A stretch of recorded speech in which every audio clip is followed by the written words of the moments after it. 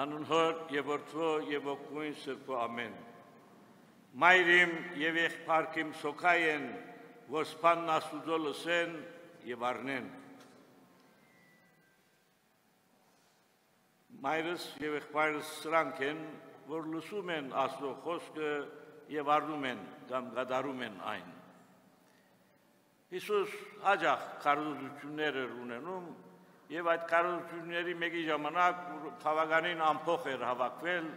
իրեն լուր գդրվի թե իր մայրը եւ եղբայրները եկել են, բայց չեն կարողանում տեսնել զինք։ Եվ Հիսուս դառնում եւ ասում է. իմ մայրս սրանք են,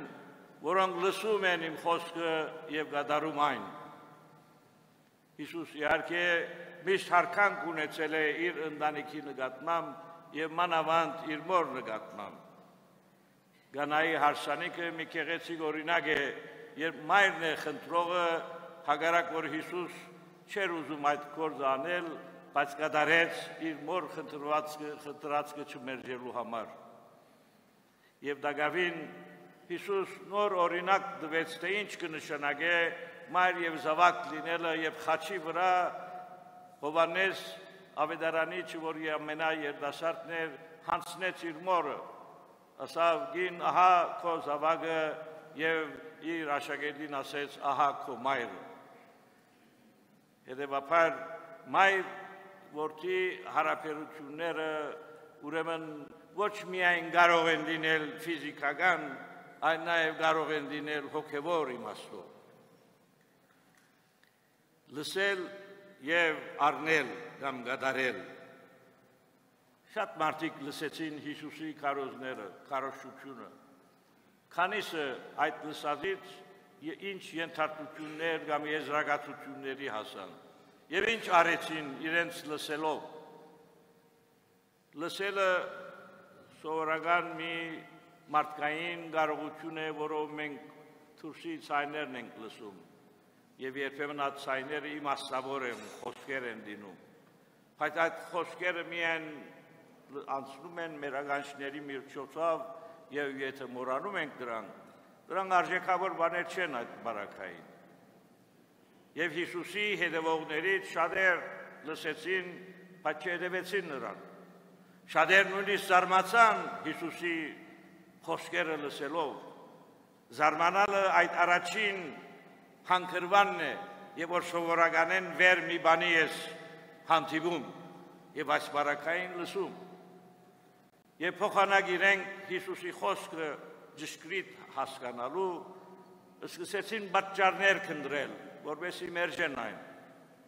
Ինչպես կարող է Գալիլեյեն մարգարե ծնվել։ Կամ սրա ծնողները մենք գիտենք սրա եղբայրները, հայրը, մայրը մեր մեջ են ապրում։ Հետեւաբար ճանչնալով նրանցից մարգարե չի կարող մատահել։ Սակայն եղան քիչեր, որոնք լսեցին Աստծո ցայնը եւ հետևեցին դրան։ Օրինակ 5 դագարանի մեջ մենք տեսնում ենք Նոյը, բարձ հավատացյալ անձնավորություն,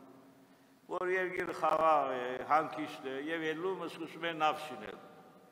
Կարուսում է, որովհետեւ Աստված իրեն ասել է, որ պատրաստի այդ նավը։ Ամեն մարդ վրան է խնդում, ամեն մարդ ցեր է առնում նրան,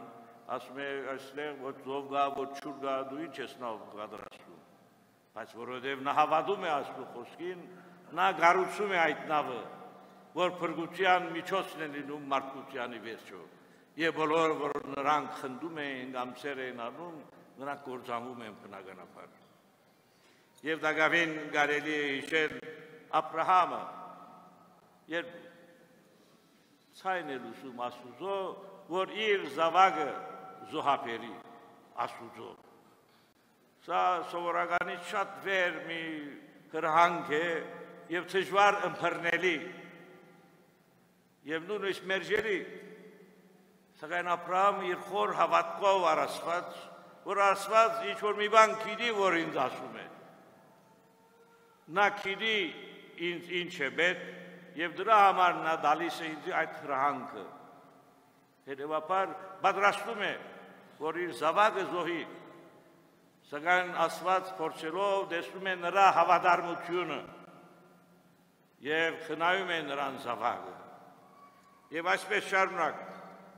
բայց սրա գողքին նաեւ կան հակառակ եղելություններ, երբ նույնիսկ Աստծո մարգարեն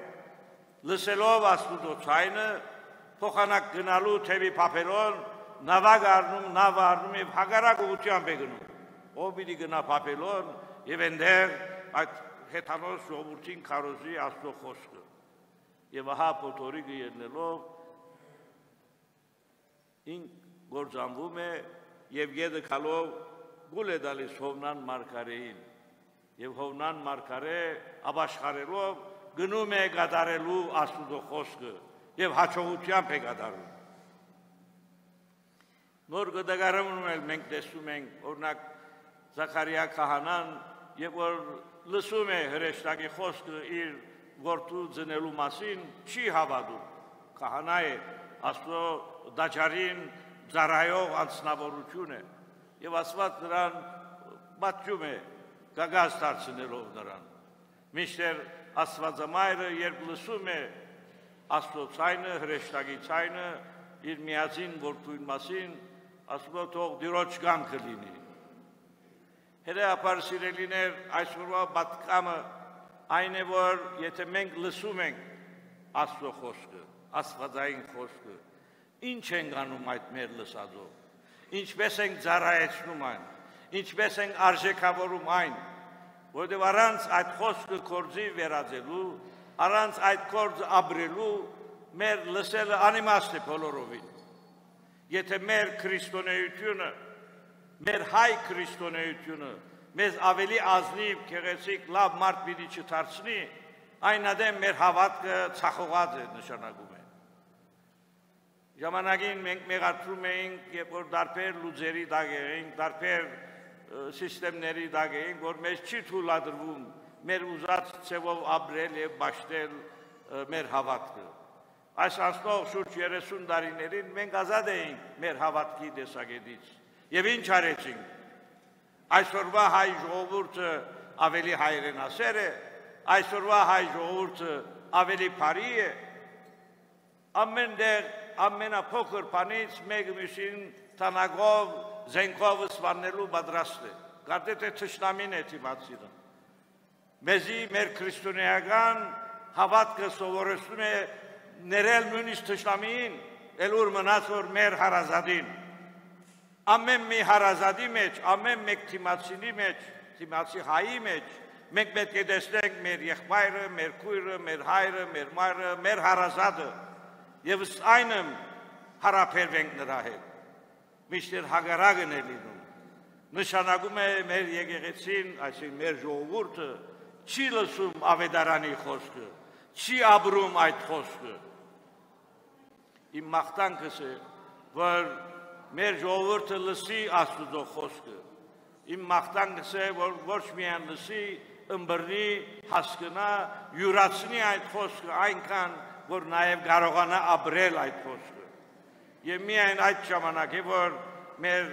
եկեղեցին, որպես համախմբում, որպես ժողովուրդ, մենք կարող ենք հբարդանալ մեր անցյալով։ Մենք ամեն բարակային ասում ենք 1700 տարվա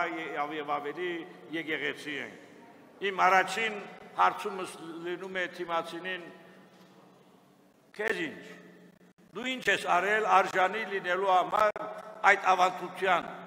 դու ապրում ես այդ ավանդությունը, դու հետևում ես մեր հայրերի նախանցախնդրությանը, դու պաշտում ես այն Աստծուն, որ քո հայրերն են պաշտել, նախահայրերն են պաշտել։ Եթե դու այդ չես անում, այնադեն դու իրավունք չունես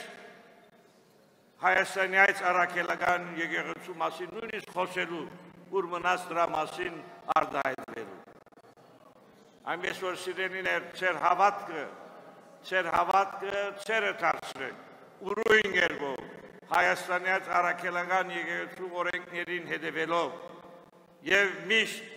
եթե սուրբ գրքին նայեք եւ ապրեք այն, հավատացեք, որ ձեր հոգու խորքում պիտի սկաք, որ դուք ավելի բարի մարդ եք, ավելի լավ մարդ եք, ուրիշներին հասնող եք, այդ ուրիշը կարող է փանդում լինել, հիվանդանոցում լինել, գարիքի պետքություն ունենա, Աստուծո ցերքերն եք դուք, Աստված ցեր միջոցով որ պիտի ծառայի ժողովրդին։ Իսկ եթե դուք այդ գործերը չեք անում, նշանակում է Աստված չի գործում մեր աշխարհում այլևս։ Եվ մենք գնալով խավարի մեջ գործանվում ենք։ Այնպես որ եղեք Աստուծո ականջները, եղեք Աստուծո ցերքերը, որովհետեւ լսելով այդ Աստուծո խոսքը գադարեք նաև նրա գործը, այժմ եւ միշտ եւ ավիդյանս հավիտենից ամեն։